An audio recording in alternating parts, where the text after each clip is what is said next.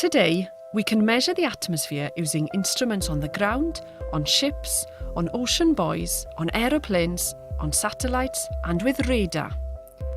But if we want to know what the weather was doing before we had these sorts of instruments, we have to look at other ways temperature and rainfall are recorded. All sorts of things can be used for this, from diary accounts to the layers in ice cores to the way that tiny sea creatures curl their shells either clockwise or anti-clockwise. Trees also respond to the weather, and they can live a long time, recording the weather over tens or even hundreds of years in their annual growth rings. What's more, wood from trees which lived a long time ago can be found in old furniture, in houses and ships, and also preserved in lakes, permafrost or bogs. Look at the stump of a recently felled tree, and you'll see the rings, one pair of light and dark rings for each year of the tree's growth. The tree grew light-coloured wood in spring and early summer, and dark-coloured wood in late summer and autumn. Luckily, you don't have to cut a tree down to be able to look at its rings. You can simply cut a pencil-sized cylinder of wood out of it.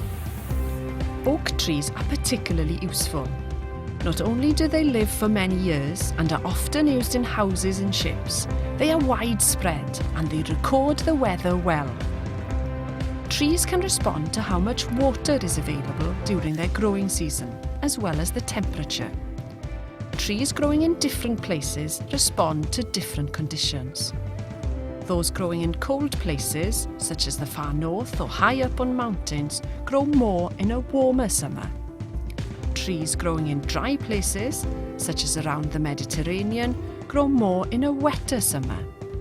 The more the tree grows, the wider the ring we see when we take a sample from the tree. Unfortunately, in most places, including the UK, the climate is too mild to have a really strong influence on the growth rate of trees. So it's lucky that it's not just the tree ring width which records the weather. By looking at the wood in the ring, we can analyse the carbohydrate that the tree made during photosynthesis. The ratios of the different isotopes of carbon in the ring, for example, can tell us how fast photosynthesis was occurring. That relates to summer sunshine and temperature.